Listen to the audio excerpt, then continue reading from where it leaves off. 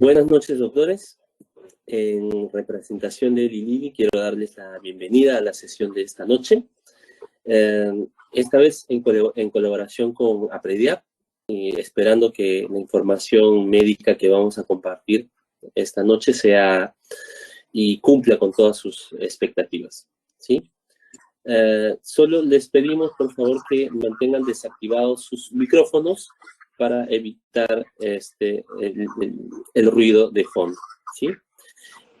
Sin más, cedo la palabra a la doctora Elizabeth Salsavilca, en representación de APREDIAP. Buenas noches, estimados participantes. Le habla la doctora Elizabeth Salsavilca, soy presidenta de la Asociación para la Prevención, Educación e Investigación en Diabetes, que estamos trabajando desde el año 2017. Somos un grupo de médicos endocrinólogos con un único objetivo, de canalizar nuestros conocimientos de especialistas para que sean utilizados por la mayoría de los médicos no especialistas. En razón de que la diabetes, siendo una patología tan importante y prevalente en nuestro país, que aproximadamente ahora bordea los 2.5 millones, no nos vamos a dar abasto y necesitamos el apoyo de los médicos que estén en atención primaria y médicos de otras especialidades que puedan y deban manejar diabetes. Y la insulinoterapia es uno de los capítulos que más dudas genera por la variedad de medicamentos o de variedad de insulina que tenemos y la variedad de esquemas que de ellos desprenden. Por lo tanto, desde hace 4 años tenemos este curso, que es insulinoterapia.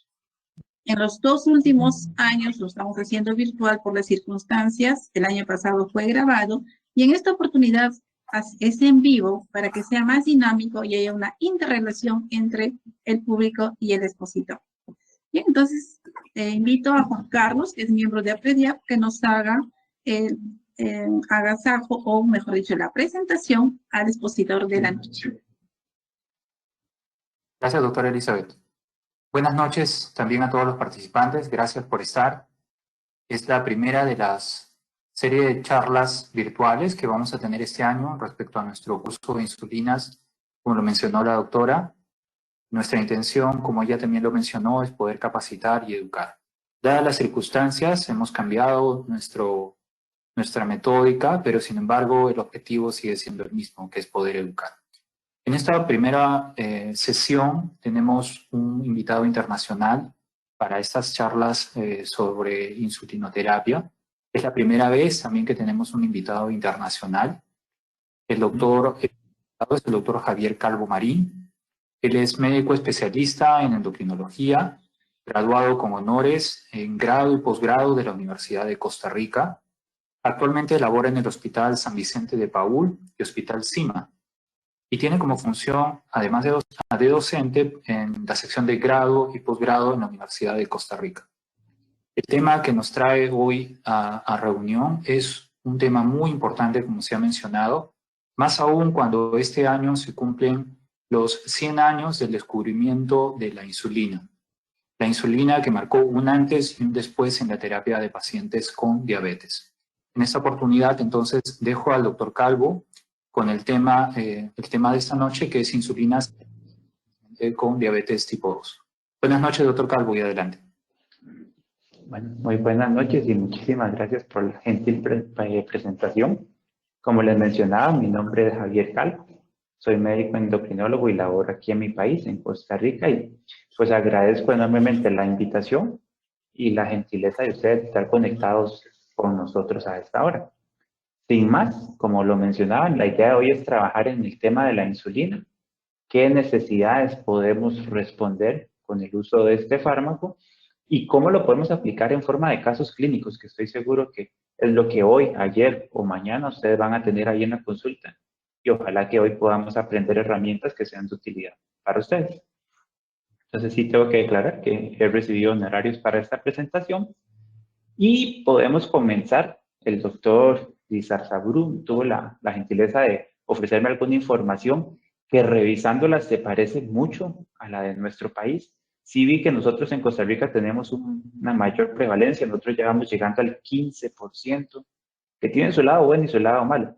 El lado positivo es que tenemos muy poquito de diabetes no diagnosticada, gracias al sistema de seguridad social que es universal e incluye a la mayoría de nuestra población, pero viene en crecimiento, sostenido desde hace por lo menos unos 5 o 10 años, es cerca de 1 o 2% lo que aumenta la prevalencia en cada corte que hace la Caja Costarricense del Seguro Social. Entonces estaríamos hablando que cerca de 1 de cada 7 ticos tiene diabetes. Y veo que en Perú se acerca mucho también a ese 10% y pues muy bien lo que comentaba la doctora, que la diabetes no es ni el endocrino, ni el cardiólogo, ni el nefrólogo, que hay como mucha controversia en ese tema. Yo creo que la diabetes es de todos y el que más la va a ver es el médico de atención primaria. Esto también de las metas que logré revisar en los artículos que el doctor me cedió muy gentilmente, se parecen. Nosotros tenemos un 44% de gente en metas. Aquí veo que en Perú andará cerca del 30% en el límite superior, en el rango más alto, que sí nos deja ese gran reto, ¿verdad? De por qué con nuevos medicamentos, con las opciones que hay de terapias, no estamos llegando a la meta que deseamos. Y aquí se evalúa mucho también lo que es la triple meta. Nosotros lo revisamos en diabetes, en hipertensión y en dislipidemia y llegamos a cerca de un 12% de la triple meta. Veo que probablemente andaremos similar porque sobre todo en la parte de dislipidemia tendemos a fallar. Me llama la atención que sucede lo mismo en Perú y en Costa Rica. De lo que más sacrificamos es el uso de las estatinas, cuando esta población en especial tiene una indicación muy clara de protección cardiovascular con estos agentes. Entonces somos hermanos latinoamericanos y creo que muchas de las situaciones que suceden por allá las vemos en nuestro país.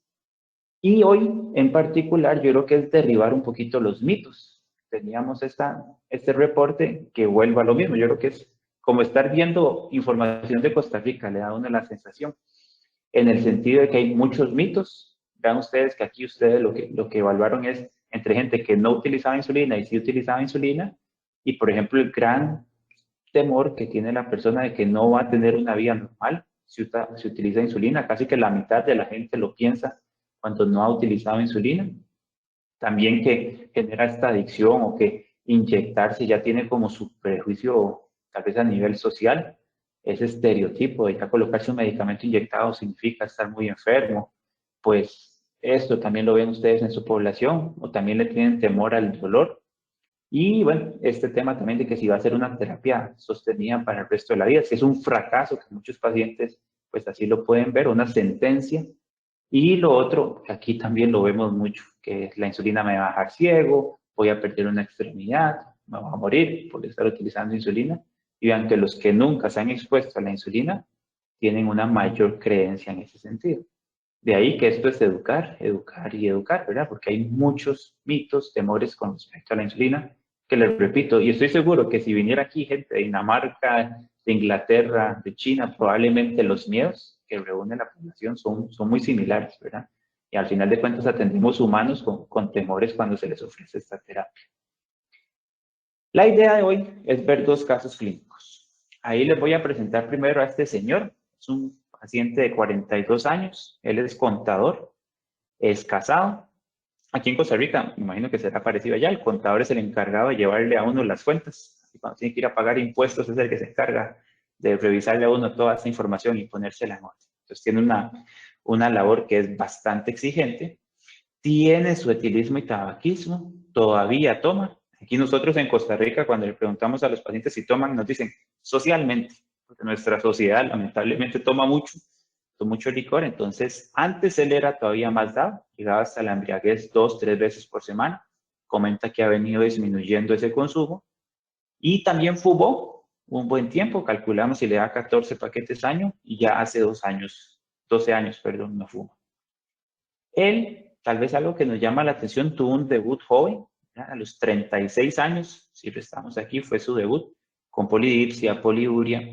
A esta fecha, lo que está recibiendo es una combinación de 3 medicamentos orales, la metformina, la pagliflozina, en terapia combinada 2 veces al día, y la glibenclamida también 2 veces al día. Entonces ya está con 3 tratamientos orales. Lo evaluamos y tiene un sobrepeso. Ahorita está en 29.8 de índice de masa corporal y nos llega con esta hemoglobina glicosilada. ¿Qué les puedo comentar yo? En nuestro país existe algo que se llama el servicio social. Apenas terminamos la carrera, nos mandan a una localidad un poquito lejana de la capital, por lo general es así, y cada año va cambiando el médico. Entonces yo sí tengo que reconocer que aunque ahora vengo aquí a presentar este tema, yo caí probablemente en la tentación en la que nosotros muchos médicos caemos. Yo no digo, bueno, este es el paciente que tal vez no ha venido tan mal. Hoy he visto de 10, de 12, de 11. Este no está tan mal. Pues tiene 8.7. Mejor, para no atrasarme mucho, esto de la insulina requiere educación, requiere tiempo, mejor lo dejo parecidito. Él me dice que se va a cuidar, que va a comer mejor, que va a hacer ejercicio y le doy cita en 3 meses. Y yo lo que les cuento ahí con pena cuando estuve en el servicio social es que uno lo veía 2, 3 citas, le creía al paciente, y bueno, tal vez todavía la insulina no, para la próxima cambia, pues llegaba otro colega y ahí van los pacientes. Siguen en este círculo de inercia donde no tomamos acción. Y con el perfil de lípidos, ahí nada más para recalcarles que siempre, siempre desconfíen de este LDL, que aunque no viene un asterisco ahí en el reporte de laboratorio, pues sí tenemos un HDL bajo y unos triglicéridos altos que hacen que esta partícula sea más aterogénica, más nociva. Y vean que aunque él solo tiene 6 años de evolución, ya vamos viendo algo de presencia de albúmina en orina.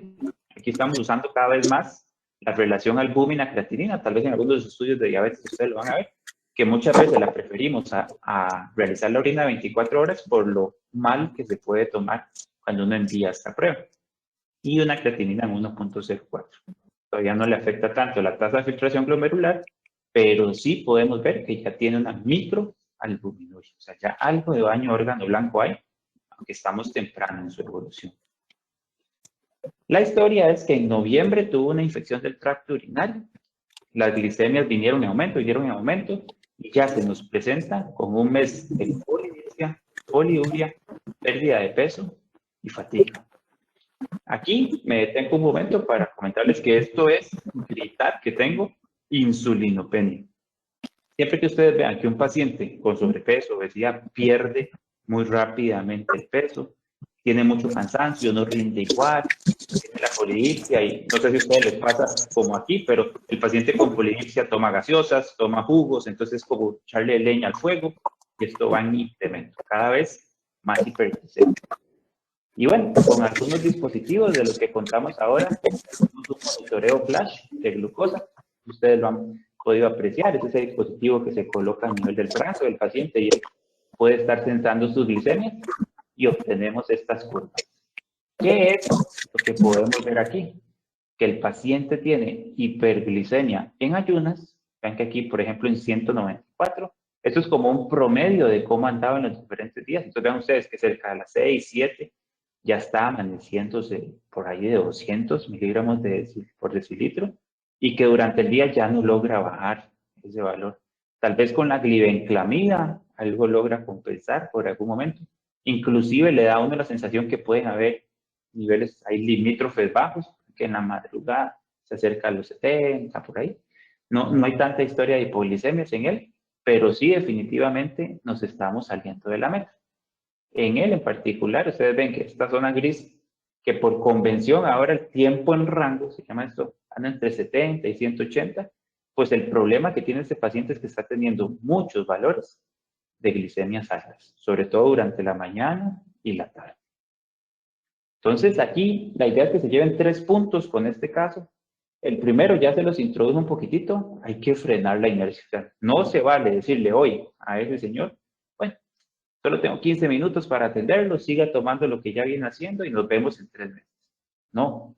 ¿Por qué? Porque lamentablemente estamos contra una condición que es progresiva y donde cada año o cada mes que nos mantenemos en hiperglicemia, aceleramos la pérdida de células beta. O sea, si tenemos una reserva, y yo esto me lo imagino como una cuenta en el banco, tenemos a lo largo de la vida una reserva ahí económica, pues si malgastamos esa cantidad de célula beta, esa producción de insulina, y la gastamos con mucho afán, pues lamentablemente nos vamos a quedar sin dinero en la cuenta, no nos va a servir la tarjeta para sacar efectivo, y vamos a requerir de medidas como la insulina de forma farmacológica. Entonces, algo muy importante es que no para todos los pacientes esta velocidad de pérdida de célula beta es igual. En este caso en particular, probablemente va muy rápido, porque vean que en el trayecto de 6 años ya estamos viéndolo a él con polidipsia, poliuria, o sea, es una diabetes que nos da la impresión es más agresiva. ¿Y qué es lo malo? Que cuando nosotros actuamos con inercia, esperamos a subir para actuar. Entonces les contaba yo esto del servicio social, estoy seguro que ustedes lo habrán vivido, que en 3 meses, bueno, empiezo metformina. Llegué a 9, ¿sí? Vamos a darle 3 metforminas, 4 metforminas, 5 metforminas, 6 metforminas. En Costa Rica son de 500 miligramos, que más se usa. Entonces llegamos a dosis de 3 gramos de metformina, que son buenísimas para dar dolor estomacal, para dar diarrea, para dar náuseas, pero ya nos está ofreciendo tanto esa dosis tan elevada. Entonces no llegamos a la meta, bueno, empecemos con la glibenclamida. No llegamos a la meta, bueno, ya estamos en 9. Vengan 3 meses y yo le aviso si vamos a empezar la insulina. Piénselo, le decimos al paciente, pero no actuamos, ¿verdad? Y lo triste de esto es que aquí dejamos pasar por lo menos unos 5, 6, 10 años. Y esto no es una situación de Perú o de Costa Rica, es una situación mundial. Somos muy lentos en intensificar a nuestros pacientes. ¿Cómo uno quisiera cambiar esto? Pues siendo agresivo desde el principio. Cuando el paciente debuta, en el caso de él que hizo un debut aparentemente con polis, hay que insulinizar. Y es un momento donde tal vez el paciente está muy receptivo, está asustado, está preocupado, y si ahí lo educamos muy bien, le explicamos que la insulina no lo va a dejar ciego, que no es una droga, que no es dolorosa, que podemos aprender a utilizarla de forma adecuada, pues ya él se va a quedar con una memoria, no solo una memoria intelectual, sino una memoria metabólica de que rápidamente se pudo normalizar y que esa platita que tiene en el banco, esa cuenta con células beta, se puede postergar por más tiempo, puede perdurar. Entonces, ¿qué no se vale? Es decir, como bueno, actúo cuando llego a 8, a 9, no vea, desde que se nos va a 7.5, 7.4. Hay que empezar a titular agentes orales, agregar insulina, agregar algún otro inyectable, pues tenemos que estar muy pendientes de no dejar avanzar. Entonces, el punto número 1, evitemos esa inercia.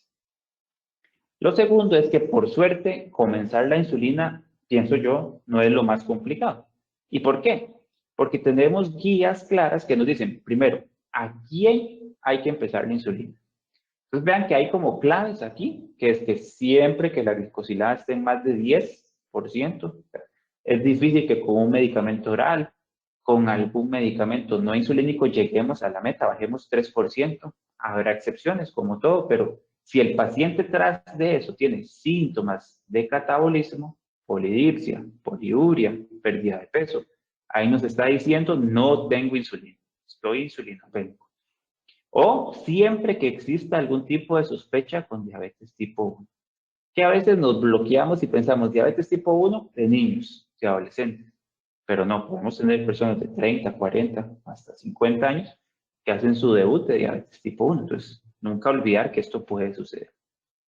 Las guías es cierto que en este momento nos recomienda que todo paciente debería comenzar con un inyectable de la familia de los agonistas del receptor de GLP-1, que estamos hablando de dulaglutide, de liraglutide, siempre y cuando no se cumplan estas condiciones que vemos en verde. Nuestro paciente que tenía síntomas de catabolismo, polidipsia, poliuria, pérdida de peso. Entonces, ¿qué vamos a hacer? Vamos a iniciar en el caso de él una insulina basal. Y aquí no hay cómo perderse mucho porque o empezamos con 10 unidades, y ahí nadie lo puede a uno regañar o criticar por empezar 10 unidades de insulina en el debut, o podemos empezar de 0.1 a 0.2 unidades por kilo de peso. Si ustedes ven, los números que vamos a calcular son muy similares, pero lo que sí no se vale es decir, bueno, empecemos 10 unidades de insulina glargina y nos vemos en 3 meses. Que le vaya muy bien. No, aquí lo más importante es que después de iniciar la insulina vamos a titular. ¿Y qué es esto de titular? Pues ustedes van a encontrar que hay diferentes esquemas.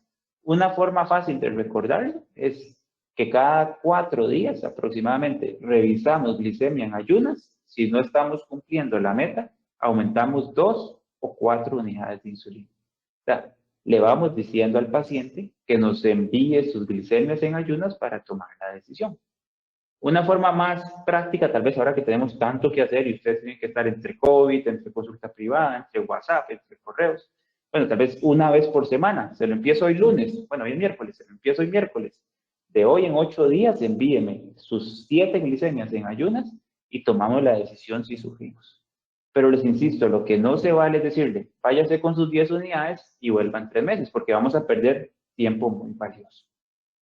Y otro tema que ahora vamos a ver es que la insulina basal sí tiene como una especie de techo a donde ya si llegamos no ganamos mucho aumentando y aumentando y aumentando la dosis. Ya más adelante lo vamos a ver. Pero tradicionalmente ese techo anda cerca de las 0.5 unidades por kilo de peso.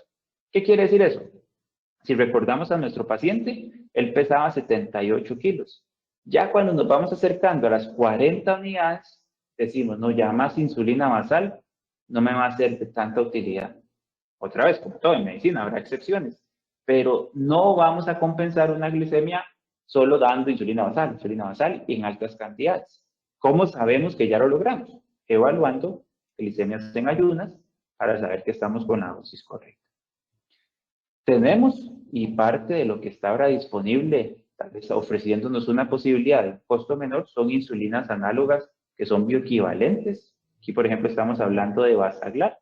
Esto nos ha venido a confirmar que reúne características que la hacen actuar de la misma manera que la Glargina Lantus, que es una insulina segura para utilizar, efectiva, como pueden ver ustedes aquí, que tiene una reducción en el valor de la hemoglobina glicosilada muy similar, y son opciones que tenemos disponibles para nuestros pacientes. También en la parte de efectos adversos, por dicha, cada vez hemos venido ganando información. Tal vez si nos fuéramos hace unos 10, 15 años, había cierta mi temor con la parte de neoplasias, con la parte cardiovascular, pero después de ciertos estudios de seguridad se pudo confirmar que la insulina se puede utilizar con total tranquilidad y que dentro de los efectos adversos, pues al que hay que respetar es la hipoglicemia, como sucede con cualquier insulina que utilicemos, pero más allá de eso es un medicamento muy seguro. Pero, devolviéndonos un poquito a esta parte de la titulación, uno puede caer en los dos extremos o caer en dos pecados. ¿Cuál sería? Dar menos insulina basal de lo que el paciente necesita o excedernos en la cantidad de insulina basal. De ahí que la clave es el monitoreo y el seguimiento que le damos a nuestros pacientes. ¿Cuál es el problema de infravasalizar? Es que el paciente se está colocando la inyección de insulina, por ejemplo, en este caso, estaba recibiendo 18 unidades en este estudio que estamos presentando acá, pero su glicemia en ayunas estaba en 184. Entiende uno que todavía había una posibilidad de seguir titulando. Vean que inclusive las glicosiladas no llegaban a la meta que uno quisiera. Entonces, en un promedio de 84 kilos, recuerden que si no estamos llegando a la meta, podemos ir incrementando hasta cerca de 40 unidades o hasta que lleguemos a la meta de glicemia en ayunas. Eso se los van a preguntar los pacientes, doctor, ¿y cuánto tengo que tener la glicemia en ayunas? Solemos individualizar un poco, pero en promedio cerca de 110 miligramos para la mayoría de pacientes, y si nos preocupa mucho, mucho la hipoglicemia, menos de 130 miligramos por decilitro. Esa sería una meta para alcanzar cuando estamos insulinizando a nuestros pacientes. ¿Cuál es el problema del otro extremo? Que es cuando damos más de 0.5 unidades por kilo de peso. Que empezamos a tener hipoglicemias, vean que incrementa sustancialmente la frecuencia de hipoglicemias, que también vamos a tener más aumento de peso. Ya de por sí la insulina se puede relacionar con aumento de peso, y si damos una dosis mayor de la necesaria, pues va a haber ganancia de kilos. Y alguien dirá, bueno, pero aumentamos de peso y tenemos hipoglicemias, pero hay un mejor control glicémico. Pues no. Vean ustedes que inclusive la glicemia en ayunas no tiene una mejoría sustancial, inclusive hay una tendencia a mayor hiperglicemia con más dosis de insulina, y lo otro es que no implica que haya un mejor control de hemoglobina glicosilada. O sea, que lo que hacemos después de 0.5 unidades por kilo de peso, esto que le decían a este paciente, si pesara 80 y empezamos a dar 36, 50, a veces nosotros aquí en Costa Rica vemos 60 de insulina NPH, 120 unidades, pues probablemente lo que consigamos es esto, ¿verdad? Hipoglicemias e incremento de peso. Entonces, mucho, mucho cuidado con la parte de titulación. Si lo viéramos en ejemplos, ¿verdad? Ven que aquí está lo del caso clínico. pues vamos titulando. En él empezamos en 10, vamos incrementando, llegamos a 15, íbamos ahí semana a semana, y resulta que de 15 pasamos a 20 y ups, más bien estamos provocando ahí una tendencia a hipoglicemia. Entonces, si con 20 hicimos hipoglicemia, pues quedémonos en algo intermedio y quedamos con 18 unidades. Y vean que ya la glicemia en ayunas está bastante mejor. Una cosa sí es muy importante, recuerden que la basal nos ayuda mucho con la glicemia en ayunas, pero ya para las excursiones postprandiales tenemos que ir buscando alguna otra alternativa si no estamos llegando a la meta. Pero ya lo que le toca a la basal es esto, es controlar la hiperglicemia en ayunas. Entonces ese es el tema de la titulación. Y lo tercero es que cuando se arranca la insulina, lamentablemente no podemos hacer una cita de 2 minutos. Lo que quisiéramos, ¿verdad? Como ponerle play a un video, explique usted todo y que el paciente se lleve la información clara. Pero como bien lo mencionaban ustedes y como el bonito título que tiene esta asociación, mucho tiene que ver con educación. Entonces, número 1, lo primero que tiene que aprender el día de la cita al paciente que le insulinizamos es qué es una hipoglicemia, cómo la identifico y quién tiene más riesgo. Entonces, en el tema de hipoglicemias, por convención es el valor menor a 70 miligramos por decilitro, como unos grados, podríamos decir, ese es el grado 1, y menos de 54 ya sí nos pone un poquito más en alerta. Pero para efectos prácticos, en los estudios clínicos y todo, menos de 70 ya entraría como hipoglicemia. Ahora, ¿quién tiene más riesgo de complicarse con hipoglicemias? Aquellos que tengan enfermedad renal, quienes ya tuvieron complicaciones microvasculares, estamos hablando de retinopatía, neuropatía. En esas personas que tienen una evolución más prolongada de su diabetes o mayor cantidad de años. El factor que es clarísimo en la historia es aquel que hace hipoglicemias. Eso es como una cascada, tiene más riesgo de hacer hipoglicemias. También esto de la variabilidad glicémica, lo vamos a ver con el segundo caso, pero es un tema al que cada vez le ponemos más atención y con la tecnología lo identificamos muy bien. Y a aquellos que utilizan insulina en esquemas intensificados, pues también, sobre todo por la insulina prandial, que tiene ahí picos de acción que hay que tenerle su respeto. Y lamentablemente, si el paciente no está bien educado, pues más riesgo de hipoglicemias o si se combina el uso de insulina con sulfonilureas. Y el otro tema, recuerdan que este paciente utilizaba un inhibidor de SGLT2, usaba la dapagliflozina. Pues siempre que empecemos un inyectable, tenemos que acomodar el tratamiento oral. No hay que suspenderlo. Yo no sé cómo les va en Perú, pero en Costa Rica pasa muchísimo que el paciente que empieza insulina, todo lo demás se quita. Y eso es una lástima porque bueno, yo no soy reumatólogo, pero en reumatología yo recuerdo haber aprendido que había medicamentos ahorradores de esteroides, como para aliviar un poco los efectos adversos. Pues imagínense ustedes que estos tratamientos orales muchas veces pueden ser medicamentos ahorradores de insulina. Para no tener que dar una dosis tan alta, pues empezamos a combinarlos. La metformina puede perfectamente seguir, hay que suspenderla. Los inhibidores de SGLT2, ahí el único consejo práctico que les doy es tener mucho cuidado en no suspender abruptamente la insulina en pacientes que tienen ciertos rasgos como de tipo 1. ¿Qué es eso? Gente muy delgada, que es muy variable, que estaba con dosis muy bajitas de insulina y puede tener ahí como sus cambios glicémicos muy repentinos. Esto porque hay un efecto adverso ahí llamado cetoacidosis euglicémica que si nosotros quitamos la insulina de pronto al iniciar estos medicamentos, podemos exponer a nuestros pacientes. Sobre todo esos, ya les digo, que son como adelgazados, que se parecen más a una persona con diabetes tipo 1. Con las sulfonilureas, por lo general uno preferiría suspenderlas y siempre las va a suspender si ya hay insulina prandial o premezclas, pero si solo tenemos la basal, va que en amarillo uno podría considerar bajar la dosis y mantenerla, pero en la mayoría de casos la optamos por suspender. Y con los inhibidores de EPP4 se pueden usar perfectamente con insulina. El único cuidado, si estamos dando un agonista receptor de GLP-1, se quita el inhibidor de EPP4 porque no tiene mayor sentido. Entonces, bueno, esos son los ajustes que haríamos y cómo educaríamos a nuestro paciente para estar muy pendiente de la hipoglicemia. El día que le empezamos insulina al paciente no nos escucha. Yo creo que está como anonadado de toda la información que le estamos dando. Entonces, cosas muy, muy puntuales y yo lo que hago es escribirle en un papelito. Esto es una hipoglicemia, se resuelve así, ahora lo podemos ver en la sección de preguntas, con la regla de los 15 gramos de glucosa, 15 minutos para revisar. Siempre confirmen con medición, porque en Costa Rica es muy mucha trampa lo que hacen los pacientes que dicen, estoy en hipoglicemia, vaya me trae el chocolate, tráigame el postrecito que tenía en la refrigeradora porque tengo una hipoglicemia. Mucho cuidado, hay que medirse siempre para constatar. Pero bueno, ahí cerraríamos el primer caso. ¿Qué aprendemos? Que no podemos caer en inercia, vamos a ser más proactivos, que podemos utilizar insulinas análogas que nos dan garantía de ser biosimilares y que nos dan un perfil de seguridad que nos da tranquilidad y que está comprobado, sobre todo porque el tema del costo sigue siendo algo relevante aquí, que hay que titular, que no se vale todas las citas escribir la misma cantidad de insulina, o algo que uno puede hacer en la práctica ahí, el tip es preguntarle al paciente cuánto se pone, porque muchas veces lo que tenemos escrito en nuestros expedientes no coincide con lo que el paciente hace en la casa.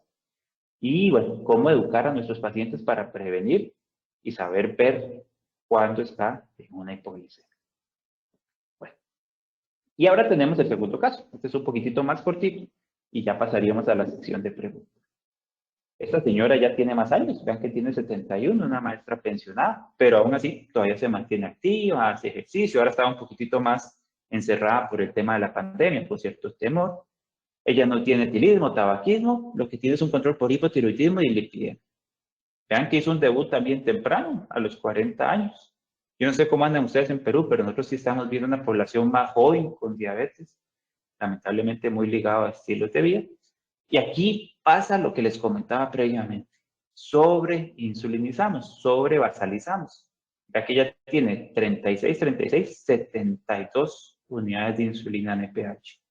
Y tiene 5 metforminas de las de nosotros, o 2.500 miligramos, que ya les digo, es muy buena para causar dolor estomacal, diarrea, náuseas, vómitos. Vean que ella pesa 69 kilos. Quiere decir que ella está a más de 1 unidad por kilo de peso. Demasiada insulina basal. Tiene una glicemia elevada en 301 y una glicosilada fuera de metas. Y ella ya sí va mostrando cierto compromiso renal en tasa de filtración glomerular. Ya tiene, le daría un estadio 3A. Y una albuminuria. Ya, todavía sigue siendo microalbuminuria, pero vean que es un valor elevado. Hay un tip, igual para la práctica, no se confíen del valor de creatinina, porque uno puede decir, no vienen asterisco, no está tan mal. Siempre equiparen o hagan el cálculo de tasa de filtración glomerular, porque en el caso de ella, por edad, por el hecho de ser mujer, vean que sí se eleva bastante el daño renal, o ya entendemos que tiene su compromiso. Ella, su queja es de variabilidad glicémica, así hipoglicemia 2-3 veces por mes, y tiene dificultad para seguir un plan de alimentación. Y ahora en otro tipo de monitoreo, es un monitoreo continuo de glucosa ciego, o sea que el paciente se lo pone, no lo puede ver hasta que nosotros descargamos la información. Y aquí se puede ver un poquito mejor, que nosotros establecemos un tiempo en rango. De 70 a 180, ¿cuánto porcentaje del tiempo el paciente está? Es algo de lo que se quiere como fortalecer, mejorar el tiempo en rango, porque vean que si ustedes le hacen una glicosilada esos días que la paciente estuvo con el monitoreo, como que no le haría tan mal. Uno dice, no, 7.2 no anda tan mal. Pero vean las hipoglicemias. En nuestro hospital público, el Hospital de Heredia, donde yo laboro, tenemos el dispositivo y algo hemos aprendido. Y es que uno pensaría que las hipoglicemias duran 5 minutos. Que uno se da cuenta rápido y la corrige. Pero vean que hay ocasiones donde en la madrugada hay 1, 2 horas. En un estudio que hicimos nosotros, el tiempo aproximado de una hipoglicemia es 1.3 horas. O sea, que el paciente pasó 1 hora, 20 minutos en hipoglicemia, muchas veces no se enteró. Entonces, la hipoglicemia más que 5 minutos de glicemia baja son periodos prolongados que nos pueden hacer mucho daño. Entonces, reconozcamos el punto número 1 con este caso es que hay pacientes que van a ser más variables, sobre todo ¿quiénes? Aquellos que tienen esta diabetes tipo LADA, que yo les aseguro que hoy o esta semana probablemente ustedes tuvieron una en la consulta, porque la prevalencia puede llegar a ser hasta un 12% en los que están clasificados como diabetes tipo 2. ¿Qué es esto de diabetes LADA? Es diabetes autoinmune latente del adulto. Antes, bueno, yo tenía profesores que decían la diabetes 1.5. Yo les diría que 1.2, porque es más parecido a una diabetes tipo 1 que una diabetes tipo 2, porque hay un componente de autoinmunidad, de anticuerpos, y eso hace que el paciente tenga como menos reserva de célula beta. Si midiéramos el péptido C, tal vez ahí lo podríamos ver, y que tenga una mayor variabilidad. Y además, a veces la hemoglobina glicosilada nos puede quedar un poquitito en deuda. ¿Por qué? Porque todo aquello que altere la duración de vida del glóbulo rojo nos puede afectar la glicosilada. Por ejemplo, algo tan sencillo como que un paciente tiene una esplenectomía, pues tiene una PTI, una púrpura trombocitopenia. Entonces el glóbulo rojo vive más, se puede glicosilar más y vamos a tener una hemoglobina A1C aumentada. O lo contrario, tenemos un paciente con hiperesplenismo por hepatopatía, rompe más rápido el glóbulo rojo, entonces falsamente podríamos tener una glicosilada más bajita del que pensamos. El tip aquí es siempre que hagan la glicosilada, fíjense en la hemoglobina para ver que no esté afectando. Pero si tenemos la oportunidad, ahí es donde nos metemos en la revisión del monitoreo. Que yo sé y me van a decir, no, pero eso no lo podemos comprar o no lo podemos tener para todos los pacientes. Pero bueno, si no al menos el monitoreo de glucosa que el paciente nos puede reportar. Pero sí es para que sepan que en una persona, bueno, en 3 personas que tienen el mismo resultado de hemoglobina glicosilada, podemos tener algo tan variable como esto, un poco menos variable, o algo muy estable. Y eso lo vamos a saber según la cantidad de tiempo que pasaron en el rango deseado. Entonces, el tip práctico para el día a día, no se confíen solo porque la glicosilada salió en 7. Primero investiguen si puede estar alterada la hemoglobina y segundo, pregunten por hipoglicemias, porque usted puede tener un promedio bajo teniendo muchos episodios de hipoglicemia, más si son sostenidos en el tiempo. Entonces, eso es muy importante. Hay inclusive ya guías que nos dicen, bueno, para sus pacientes con diabetes tipo 2, busquen que el 70% del tiempo estén entre 70 y 180. Y eso les garantiza una buena glicosilada. Al revés, no. Se puede tener una glicosilada muy buena, entre comillas, y muy bajo tiempo en rango porque el paciente pasa en hipoglicemia. Entonces, mucho cuidado con eso. Y el otro tema que tiene que ver mucho con educación y que nos puede llevar a variabilidad es la lipodistrofia. Yo les aseguro que si ustedes van y le descubren el abdomen a esta paciente que se pone más de 1 unidad por kilo de peso, muy probablemente de tanta insulina que recibe en la misma dosis, va a ir haciendo cambios en el tejido adiposo, que es una especie de cicatrización, un cambio en la contextura, que hace que la insulina sea muy errática. ¿Y eso a qué nos lleva? A más hipoglicemias. Vean que los pacientes que tienen lipohipertrofia, esta distrofia a nivel de la grasa, hacen más hipoglicemias severas y sintomáticas. Hipoglicemias, perdón, severas y sintomáticas. Son más irregulares. O sea, usted se puso 14, pero la absorción de eso fue muy errática. Entonces, mucho cuidado y siempre revisen el abdomen e instruyan a sus pacientes para estar cambiando el sitio de inyección. Inclusive, hay reportes, y vean ustedes, que con solo educar al paciente sobre cómo inyectarse, se puede bajar 1% de la glicosilada. ¿Y cuánto pagamos en plata, dinero, por bajar 1% de glicosilada? Bueno, con algo tan sencillo como la educación, como lo que promueve esta asociación, pues vamos a tener el cambio. Entonces, eso como punto número 1. El punto número 2 es que no pretendamos que la insulina basal sea la que nos resuelva todo. Tenemos que estar muy pendientes de no excedernos en la dosis. Recuerden ese techo de 0.5 unidades por kilo de peso. Y cuando ya llegamos ahí es donde vamos a pensar, bueno, agrego una insulina prandial, agrego un agonista del receptor de GLP-1. O lo que hago es entonces ya irme a un esquema de premezclas. Probablemente esas son las decisiones que vamos a tomar. Entonces, ¿qué es esto de las premezclas? Es un dispositivo donde ya tenemos la combinación de una insulina basal, insulina protaminada, con una insulina de acción ultra rápida. Entonces, ¿qué es la ventaja que nos ofrecen estas insulinas? Que nos van a dar una cobertura basal y un pico prandial que nos ayuda a controlar al paciente. Entonces, la inyectamos antes del desayuno, nos ayuda a la parte prandial, que es un 25% en este caso, y el 75% restante nos va rindiendo durante la mañana y la tarde. Y algo muy similar antes de la cena. Damos la insulina que nos funciona a nivel prandial, que es esa parte, ese 25% de insulina rápida, y un 75% de insulina lenta o protaminada, que nos ayuda a cubrir el resto del día.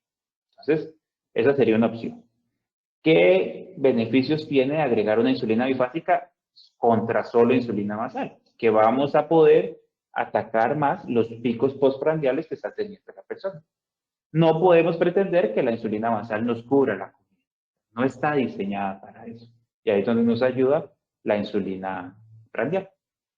Después, el esquema de la insulina basal plus, que también lo van a escuchar, es cuando en un tiempo de comida el que nosotros elijamos. Muchas veces es en Costa Rica el almuerzo, por lo general es el tiempo de comida más fuerte, pero ustedes le pueden preguntar a sus pacientes, es dejar una insulina basal y en uno de los tiempos de comida poner un poquitito de insulina rápida.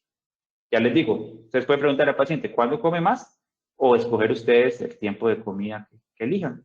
Casi siempre la empezamos dando un 10% de la insulina lenta que estamos brindando. ¿Qué significa eso? Que estamos dando 40 unidades de insulina. Bueno, arrancamos con 4 unidades de insulina rápida antes del tiempo de comida.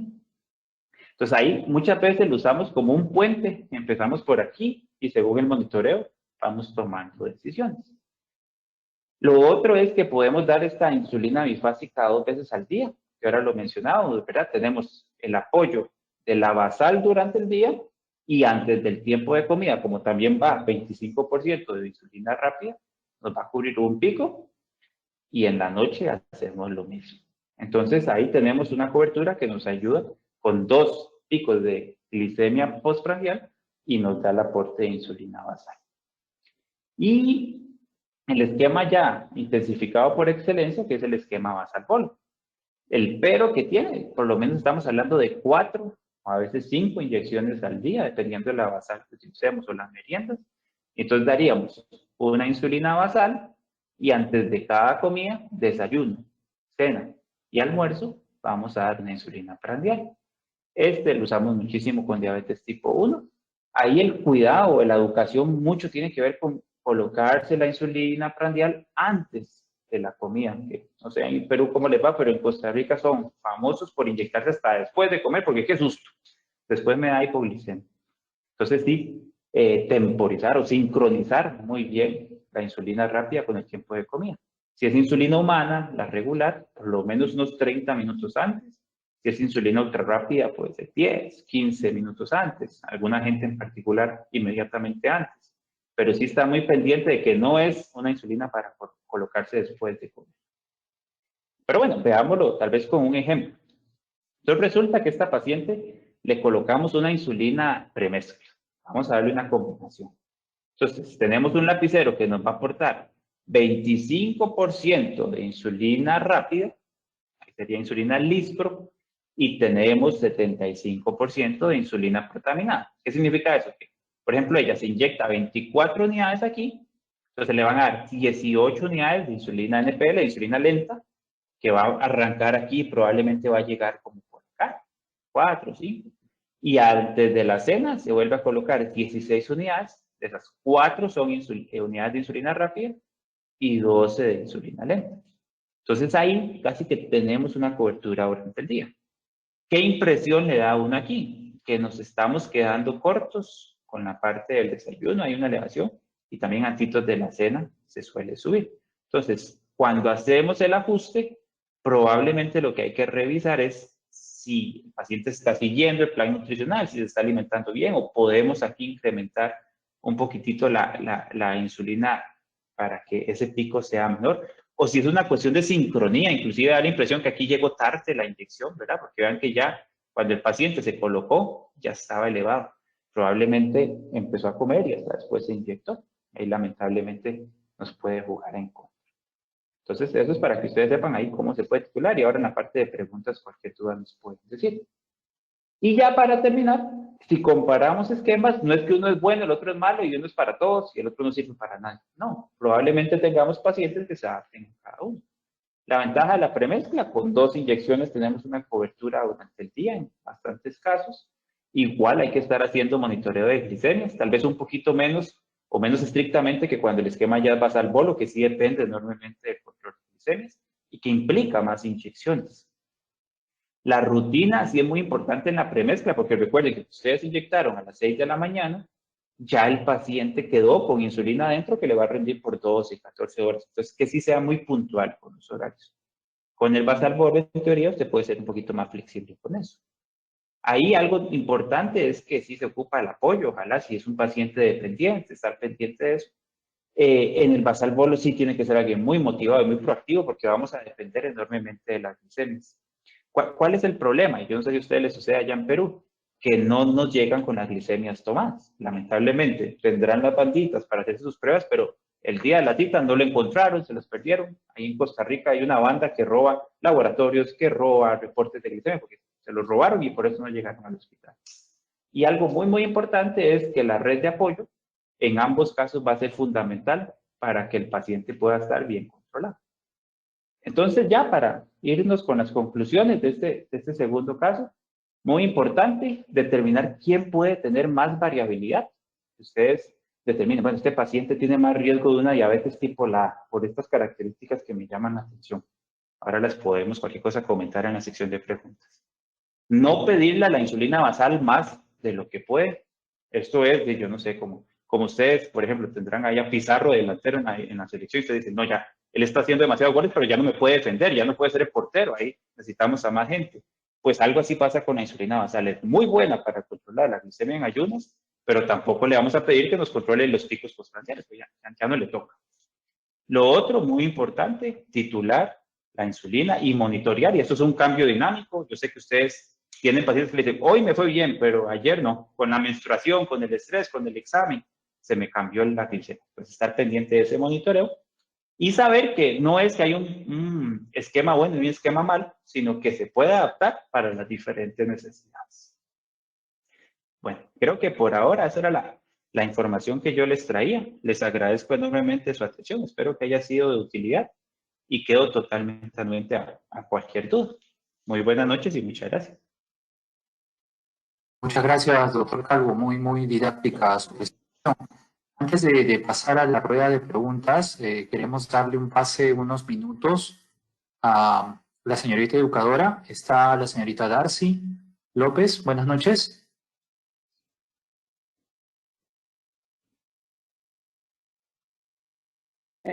Buenas noches, doctor, ¿cómo está? ¿Qué tal? Muchísimas gracias por el pase. ¿Me escuchan bien? ¿Sí? Sí, se te escucha bien. Nos ibas a orientar unos minutos sobre Perfecto. dispositivos. Por favor, adelante. Muchas gracias, doctor. Bueno, buenas noches, como lo dijo el doctor. Soy Darcy López. Doctor, ¿desea decir algo? No, perdón, que le iba a quitar la pantalla para que pudieran ustedes verla bien. Creo que estaba mi pantalla presentándose.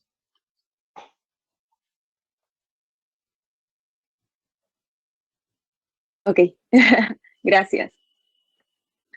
Bueno.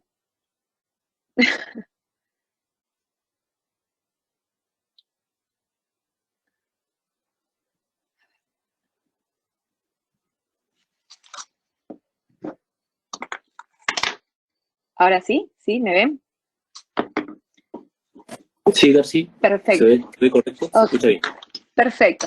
Muy bien, muy buenas noches. Soy Darcy López, educadora de Laboratorios Lilly del área educativa, dirigida para pacientes y también para personal de salud. Y hoy les quería hablar sobre las presentaciones. El doctor hoy nos habló de las insulinas, ¿no? Para los que, en realidad, lo que yo quiero que puedan observar hoy día es tanto la insulina basal como, ¿no? Como lo mencionó el doctor, la glargina de Lilly, y también en cuanto a intensificar el Humalog, y bueno, tenemos en la familia Humalog varias presentaciones. Hoy en realidad lo que quiero que podamos conocer un poquito más sobre la presentación, quiero que hoy sepamos que la presentación de las insulinas pueden, en cuanto a las mix, pueden venir de manera, como lo pueden observar ahí, ¿no? Lechosa, blanquecina, y cuando hablamos de glargina o de Humalog Lispro, ¿ok? Es totalmente transparente. ¿Y por qué hago esta pequeña introducción? Porque es importante que el médico lo sepa. Porque en realidad el médico y los pacientes deben de saber que la insulina no se agita, ¿ok? No se debe congelar y no se debe calentar. Esto es muy importante, estos 3 puntos. ¿Por qué? Porque si la insulina por A o B es agitada, ya que es Darcy, a mí yo estoy utilizando la MIS 25 y mi paciente la mezcla se ha desunido y le está agitando, entonces lo que va a hacer es no tener la acción esperada, ¿no? Entonces por eso es muy importante las insulinas no se agitan, no se congelan, hielo, y no se calientan. Entonces eso es muy importante para cuando hablamos de insulina y cómo tratar a la insulina, eso es lo primero que debemos de recordar. Ahora sí, en realidad, recordarles también que una vez que el paciente tiene su dispositivo, una vez que el paciente va a utilizar su insulina, tiene como máximo 28 días para la utilización del medicamento, ¿sí? Y dependiendo de su dosis, puede utilizar o puede durarle menos días. También es importante que tengamos claro que el paciente, cuando ya la insulina la tiene en uso y tienen esta presentación, la puede tener a temperatura de ambiente no mayor a 30 grados, ¿ok? Entonces es muy fácil el desplazamiento del paciente con su medicamento, ya que en presentación de KwikPen, tanto Glargina como Lispro, va a poder trasladarlo sin ningún inconveniente, teniendo en cuenta no pasar los 30 grados de calor, ¿ok? Asimismo, ahora sí vamos a ver cómo se usa, porque es bastante sencillo. Entonces, lo primero que el paciente va a necesitar son agujas para lapiceros de insulina, y como muchos médicos me han preguntado, Darcy, ¿y qué tipo de insulina le tengo que indicar? En realidad, las agujas para lapicero de insulina, las de color verde, son las más pequeñas y por ende tiene el paciente la seguridad de aplicarse correctamente. Entonces, ¿qué es lo que hace el paciente? Destapa la insulina y acá lo que va a hacer con la agujita, ¿ok? Saca la etiqueta de seguridad y en automático lo que va a hacer es enroscarlo como si fuera, ¿sí? Como si fuera una tapita rosca. Luego el paciente jala la primera tapa, jala la segunda tapa y se va al dosificador, donde es la indicación, ok, a ver, aquí está, ahí está, no sé si lo pueden visualizar, ¿no? Entonces ahí el paciente lo que va a hacer es dosificar lo que le ha indicado el médico. Voy a hacer un ejemplo con 10, creo que sí, ahí está. La manera correcta de agarrar el dispositivo es 4 dedos, el dedo pulgar es el que va a presionar la dosis que le han indicado, y como es una aguja pequeñísima, ¿sí? La aguja de color verde, el paciente lo va a poner en ángulo de 90, en ángulo recto. Inca, aplica, y cuando está ya en 0, como ustedes pueden ver, y está en 0, no sé si lo pueden ver ahí, ok, 0. Una vez que ya aplicó, el paciente cuenta 5 segundos, retira la agujita del cuerpo, y luego que ha retirado la aguja del cuerpo, deja de presionar. ¿Ok? Entonces, es muy sencillo, sí, pero siempre recordándole al paciente que tiene que retirar la aguja. La aguja no se deja puesta, pues porque si dejamos la aguja puesta, estamos alterando el medicamento. Y la aguja tiene que ser retirada, y esta aguja la vamos a desechar. ¿Ok? Entonces, es importante recordarles, en este caso, que el uso del KwikPen, vuelvo a repetirle, tienen 300 unidades o 3 mililitros, que equivalen a 3 mililitros en el lapicero. Va a depender de la dosis que el paciente diariamente utilice, pero acá lo más importante es que el paciente debe saber utilizarlo. Es muy sencillo, sí es sencillo, pero pequeños detalles que el paciente requiera saber. Nosotros como Laboratorios Lilly tenemos un programa educativo en el cual le damos el soporte para iniciar y aplicarse adecuadamente la insulina. ¿Ok? Entonces, sí, es muy sencillo, han sido cortos minutos, pero si tienen alguna pregunta, alguna duda, estoy para poder ayudarlos. Pídanle los números a los representantes de la línea Lilly para que sus pacientes de manera gratuita puedan acceder a este servicio educativo, que yo y mi compañera estamos gustosos de poderlos atender a sus pacientes. Muchas gracias, doctor. Muchas gracias. Gracias por el aporte. Siempre es importante no solamente la parte clínica, sino también la parte del manejo de dispositivos, ¿no? Muchos de los colegas que están acá presentes necesitan este tipo de información, como repito, no solamente en la parte clínica, sino en el manejo de dispositivos para poder orientar a sus pacientes. Doctor Calvo, muchas gracias por su presentación muy didáctica, la forma como usted ha presentado este tema respecto a 2 casos clínicos. Y bueno, unas palabras muy importantes que usted mencionó dentro de su charla para hacer un pequeño resumen o síntesis. Primero, la inercia, es esa dificultad que hay para iniciar el tratamiento y ese retraso que tenemos muchas veces los médicos para iniciar ese medicamento en los pacientes con diabetes. Segundo, un punto muy importante que usted mencionó también, el temor a la hipoglicemia que hay para el uso de las insulinas, ¿no?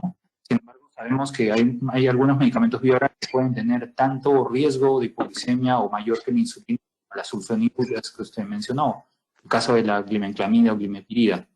Y tercero, importante también es la titulación, que es muy importante, a pesar de tener algunas sugerencias en las guías, pues siempre es importante titular la dosis de insulina en un paciente, ¿no? Yo quería empezar con una pregunta del doctor Gutiérrez, que nos menciona una duda muy interesante, ¿no? Nos dice, ¿cuál es la diferencia o el significado de las mezclas de insulina en la presentación 75-25, 50-50 y ellas comparadas con la 70-30? Ok, no, muchísimas gracias, doctor José, por sus palabras y al doctor Gutiérrez por la pregunta. Es muy válida. Tal vez eso se remonta un poquitito a un esquema que escucharon ustedes en sus clases de farmacología que se llama Split and Mix. Aún ahí tradicionalmente le recomendaban que podía dar 2/3 de la insulina total en la mañana, 1/3 en la noche, como que ahí podía arrancar. Y que los 2/3 de la mañana se partían otra vez en 2/3, 1/3. Que si lo vemos sería la distribución 70-30 o 75-25. O sea que esa sería más para la mañana, en la teoría según este esquema. Pero en la noche, ese tercio que nos quedaba se parte por lo general en la mitad, 50-50. Esto con el fin de no dar tanta insulina lenta en la noche y disminuir el riesgo de una hipoglicemia nocturna. Entonces, si nuestra preocupación es que el paciente a las 2, 3 de la madrugada se levante con una hipoglicemia, probablemente podríamos usar 50-50 con el fin de que una mitad de la insulina se gaste, por así decirlo, en la alimentación y la otra mitad rinda durante la madrugada, pero que sea una menor cantidad. Un tema ahí, nada más para agregar a la pregunta muy buena, doctor Gutiérrez, es que en Costa Rica nos pasa que el paciente la dosis de la noche se la pone muy temprana. No sé, ahora tal vez el doctor Juan Carlos nos dirá cómo les va en Perú, pero en Costa Rica nuestros adultos mayores van haciendo su cena cerca de las 6, 5 de la tarde a veces. Entonces, si uno se pone la insulina muy temprano y tiene esta insulina protaminada, el cuidado es que puede haber un pico como a las 5 o 6 horas y eso coincidiría con las 12 de la madrugada, 1, 2, y entonces ahí podemos exponer al paciente a un riesgo de hipoglicemia nocturna. Entonces, muchas veces el consejo que les damos es que traten de llevar un poco más tarde esa inyección, sobre todo cuando es NPH solita. Entonces les decimos, traten de inyectarse 9:30, 10 de la noche. Pero aquí en nuestro país en particular, no sé cómo será la vida en Perú, pero ahorita nuestros pacientes con diabetes ya están acostados. Se acuestan muy temprano muchos de nuestros pacientes. Entonces, la dosis de insulina NPH de la noche se pusieron a las 7, 8 y ese pico les alcanza en la madrugada y puede haber hipoglicemia. Pero más bien me gustaría escuchar cómo les va a ustedes con ese tema de los horarios, doctor. Va a depender mucho de las insulinas que estemos utilizando, ¿no? Usualmente cuando se recomiendan las insulinas humanas, como es la NPH, siempre hay una combinación de 2 horarios, mañana y noche. Y evidentemente la insulina de la noche es para controlar, se controla con el valor de la glucosa de la mañana, la titulación, ¿no? En el caso de la insulina de la mañana, la insulina humana NPH, control de glicemia de 4 de la tarde, que es usualmente cuando se hace el control para corregir esa dosis en la mañana, cuando se utiliza la dosis de NPH mañana y noche. En el caso de las insulinas análogas es un poco más sencillo porque basta con el control de la mañana usualmente para poder titular la dosis de la insulina análoga, porque sabemos que es una insulina que usualmente dura hasta 24 horas. Un detalle importante que usted mencionó, doctor Calvo, y quería que usted también nos comente, era el hecho de las infecciones, ¿no? Muchos de los médicos acá presentes son médicos que están atendiendo pacientes diabéticos tipo 2, usan en sus pacientes medicación bioral, pero la infección en un paciente diabético tipo 2 siempre va a ser una condición para el uso de insulina. Una infección respiratoria, una infección urinaria, me refiero, o una infección en piel, que son los más frecuentes. ¿Cuáles serían las características para que este paciente, usuario de medicación bioral, iniciemos una terapia o un tratamiento con insulina? Ok, no, muy buena la pregunta, doctor. Y ahí, yo creo que uno clínicamente, porque esto es mucho de la historia clínica, tiene pacientes que son más frágiles que otros en términos de que con algún evento estresante hacen insulinopenia. ¿Y cómo ustedes pueden ver eso en la clínica? Bueno, tal vez aquel paciente que en su debut fue más agresivo, inició con polidipsia, poliuria, y puede ser que se logró traslapar, quitar la insulina, dejar con agentes orales, pero eso a mí me parece que es como un poquitito una marquita en la hoja de delincuencia, le dimos a nuestro país ahí, que es que ese debut tan agresivo nos puede poner en alerta que ante un episodio de infección, ahora que estamos viviendo la pandemia, lo estamos viendo un montón, uso de esteroides a altas dosis, un infarto, un evento cardiovascular. Cuando hay un evento estresante, ellos pueden caer en esta insulinopenia y pasar a hiperglicemia. Clínicamente, ¿cómo podríamos saber? Pues probablemente nos comenten que están con mucha astenia, dinamia, pérdida de peso, polidipsia, poliuria, pero aquí lo fundamental es que no es tanto que nos digan cómo se sienten, sino que se tomen su glicemia. O sea, que la educación tiene que ir mucho a raíz de que tal vez usted está con orales, no tendrá que hacerse 4 glicemias por día, pero en el momento en el que viene un evento infeccioso, sí vale la pena monitorear para ver si llega a caer en una hiperglicemia más marcada, tal vez más de 200, y que en ese momento del evento agudo se requiera el uso de insulina. Ahí sí probablemente, otra cosa muy importante es que tenemos que ser muy rápidos y ágiles, porque no vamos a decir, bueno, revísese una semana, unos 15 días y después me avisa. Pues probablemente no, vamos a actuar rápido para en el momento agudo controlar con la insulina y después del proceso infeccioso veremos si se puede disminuir y suspender o si se tiene que mantener. Gracias, doctor. Hay una pregunta del doctor Miguel Núñez. Él nos comenta o nos consulta si siempre va a ser necesario adaptar el esquema de insulina al paciente. Quizás la pregunta sería, ¿nosotros debemos de iniciar según la recomendación de las guías respecto a el inicio de la dosis o debemos optar por un esquema individual en nuestros pacientes? ¿Cuál sería la recomendación para iniciar una insulina basal, digamos, en nuestro paciente con diabetes tipo 2? Ok, yo me lo imaginaría en dos escenarios. Si estamos hablando del debut, y es un debut con polidipsia, poliuria, pérdida de peso, glicemias de más de 300, 400, probablemente sí tenemos que ser un poco más agresivos. Según las guías, ustedes pueden empezar con insulina basal, pero en ese paciente en particular, probablemente haya que estar muy, muy encima porque puede requerir de insulina prandial porque está en un estado de mucha insulinopenia. Creo que no hay una receta así de cocina que yo les pueda decir, empiecen 20 por aquí, 10 por acá, 6 por allá, sino que va a ser mucho, mucho de revisar glicemias. Pero sí, ese paciente que arrancó y tiene un debut muy agresivo, a los 3 días tenemos que estarlo viendo con glicemias para saber qué decisión vamos a tomar y cómo vamos a titular. El otro escenario, tal vez que nos puede preguntar el doctor Núñez, es en el paciente que ya estaba con agentes orales, tal vez nuestro primer caso, y vamos a comenzar la insulina porque está fuera de metas, con polidipsia, poliuria, pues probablemente ahí sí vamos a arrancar más tranquilamente, entre comillas, con insulina basal, y tenemos un poquitito más de margen, y después veremos si hay que agregar algo más. Tal vez en esto de individualizar sí es muy importante porque en muchos escenarios podemos no comenzar con insulina, sino más bien con un agonista del receptor de GLP-1. Si no hay polidipsia, no hay poliuria, no pensamos que sea una diabetes tipo 1, no está por encima del 10%, el primer inyectable ahí debería ser un agonista del receptor de GLP-1 y tal vez podríamos esperar y todavía no utilizar la insulina. Entonces ahí también es como uno individualiza a la persona, inclusive ya si tiene un riesgo cardiovascular, y nos interesa algo ya de protección a ese nivel, a nivel de protección renal. Estamos buscando otro enfoque, ahí individualizamos y puede ser que con un medicamento no insulínico, un agonista receptor de GLP-1, lo podamos controlar también. Entonces yo creo que él tiene toda la razón de que esto es buscar individualizar. Yo creo que estamos en una época muy privilegiada de la diabetes, donde tenemos muchas opciones y para cada paciente probablemente haya que adaptarlo. Pero tal vez un tip ahí que yo les decía al final del primer caso es no quitemos todo lo oral, que ahí más bien yo le pregunto a usted, doctor, si pasa en Perú, pero en Costa Rica tenemos una barrera que es que en el momento en el que se comienza insulina, todo lo demás se quita. Y lamentablemente perdemos algunos beneficios que nos pueden dar esos medicamentos y que nos hacen utilizar menos cantidad de insulina. Es cierto, doctor, ¿no?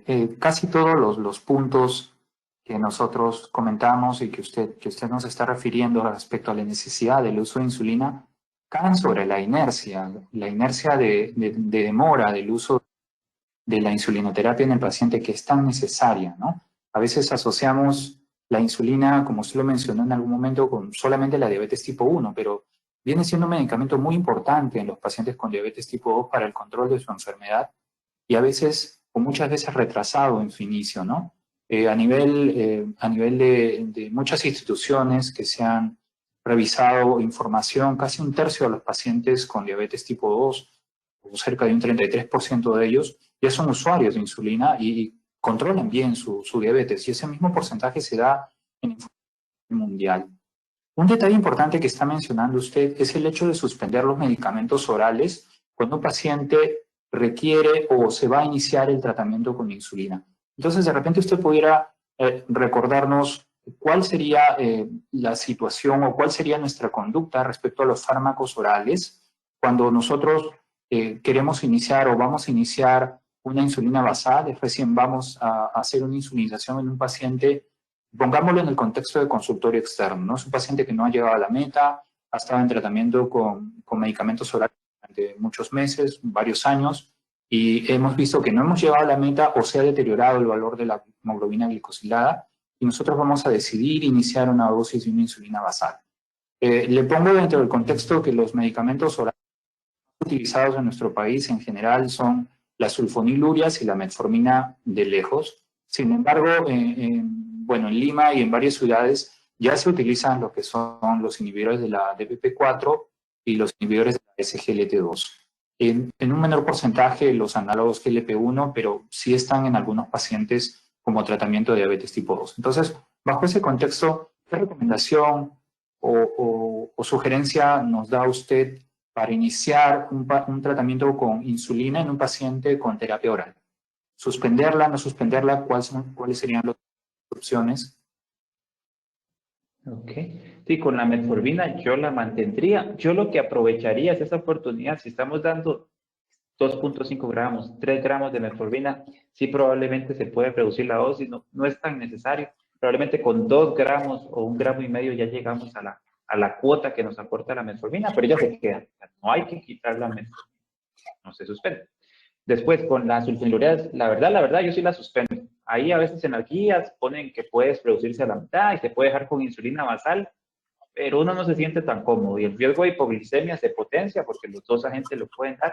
Entonces, si se puede preferir suspender la sulfonilurea, yo estaría más tranquilo si se quita. Con los inhibidores de EPP4 son totalmente compatibles con la insulina, no habría una razón para suspenderlos. Con los agonistas del receptor de GLP-1 y el inhibidor de EPP4, no es porque interactúen o nos pongan en riesgo, es porque lástima plata o dinero que se gastaría ahí porque no tendría tanto sentido. Y con los inhibidores de SGLT2, estamos hablando de apagliflozina, canagliflozina o empagliflozina, por lo general se pueden mantener. El único punto importante, y ahora que estamos en esta época de pandemia, de infecciones agudas, es educar muy bien al paciente que usa las dos cosas, que usa insulina y los inhibidores de SGLT2. Hay como algún tipo de reglas de días de enfermedad, que si usted está con una infección muy complicada, un deterioro renal, un evento tal vez que lo hace hospitalizar, y tener que ir a hacer, no sé, uso de medio contraste en un hospital, probablemente en este momento no lo usaríamos tanto en ese evento agudo, y ya cuando el paciente recupere su funcionalidad usual, su alimentación, lo retomamos. Por lo general, es como el consejo que yo daría. Y lo otro, con los agonistas del receptor de GLP-1 son totalmente combinables, si pudiéramos decir así. Inclusive hay medicamentos que ya vienen unidos de forma conjunta en el mismo dispositivo, insulina y agonista del receptor de GLP-1, han ofrecido ciertas ventajas en esos pacientes. Gracias, doctor. Entonces, prácticamente con la mayoría de medicamentos orales, nosotros podemos mantener estos medicamentos y agregar el tratamiento con insulina, ¿no? No es una condición estricta suspender toda la medicación vía oral para poder iniciar insulina. Creo que esa es la idea central y es muy importante que los participantes lo sepan. Doctor, y una última pregunta o un último comentario acerca de la situación que estamos viviendo ahora de la telemedicina, ¿no? Si ya se nos hacía muy difícil la orientación presencial a los pacientes para el uso de los medicamentos o del uso de la insulina respecto al manejo de los... ¿Qué recomendaciones nos da usted sencillas o algo práctico que se pudiera hacer a través de la telemedicina a nuestros pacientes, ¿no? que van a iniciar insulina de parte de los colegas. Quizás esto le genere un poco más de temor al médico que no usa insulina, decir que, bueno, encima de que no estoy en una consulta presencial, voy a darle o voy a iniciarle tratamiento con insulina, o no es un factor que debiera condicionar esta inercia de inicio de la insulina en el paciente con diabetes tipo 2. Sí, muy válida la pregunta. Yo entendería que sí representa un reto, pero un reto que se puede resolver. Me ha tocado, ahí con sinceridad les puedo decir que sí, me ha tocado iniciar insulina por video y lo hemos logrado con personas hasta de más de 80 años. Y no les estoy mintiendo, sí se ha podido. Búsquense siempre el familiar tecnológico del paciente. Siempre va a haber un nieto, un sobrino que quiere ayudar. Entonces, alíense ahí para que puedan tener ese contacto más visual, porque sí entiendo que por teléfono podría ser un poquitito más difícil. Si está la posibilidad de video, aprovéchenlo. Lo otro que a veces nos ayuda mucho es que tenemos la disponibilidad de muestras médicas y se puede hacer llegar al paciente que él tenga esa muestra de lapicero, o si él ya lo compró y lo tiene en su hogar, pues sirven los dos simultáneamente estar viendo el dispositivo y explicar. Y lo otro que yo aplico es que trato de que me envíen la información, ya sea de exámenes o de perfil de glicemias, de su registro, automonitoreo, y lo proyecto en la pantalla como para que ellos entiendan qué es lo que yo voy a esperar, hacia dónde quiero llegar, y con esa información se puede ayudar. Y lo otro, ya con estos medios que nos facilitan mucho, es cada semana, tal vez no hace hasta falta una reunión en video, sino que ellos envíen su perfil de glicemias y ahí hacer los ajustes necesarios. Pero sí se puede y lo hemos hecho y ha funcionado bien. Sobre todo eso, ojalá que la persona tenga el dispositivo en su hogar cuando le vamos a explicar para que sea lo más práctico posible. Y también, si no, pueden hablar con los representantes, tal vez ellos tienen videos informativos que definitivamente ahora con el celular es súper fácil de ver y que la persona pueda iniciar el tratamiento con confianza. Muchas gracias, doctor. Ha sido realmente muy aleccionadora y muy didáctica su presentación. Es un tema complejo para los médicos que no están acostumbrados a usar, o personal de salud que no está acostumbrado a usar insulina, pero ya los números lo dicen, ¿no? La gran población de diabéticos tipo 2 que tenemos en los países de Latinoamérica y a nivel mundial condiciona pues que este tipo de tratamientos sea de conocimiento de la mayor parte de médicos, pues no vamos a ser suficientes los especialistas para tratar diabéticos tipo 2 y evidentemente tratamiento con insulina. Creo que ha sido una reunión muy productiva. Espero que los asistentes hayan quedado conformes.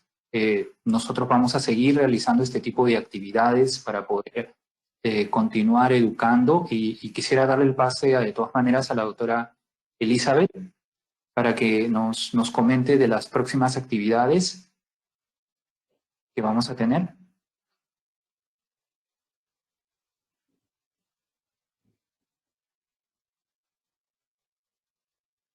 Doctora Elizabeth, si pudiera conectarse. Sí. Ahí estoy. A ver, ¿dónde está la pantalla? Ahí la escuchamos, doctor. Sí, sino que estoy peleando con la pantalla. Ya apareció. Y ya.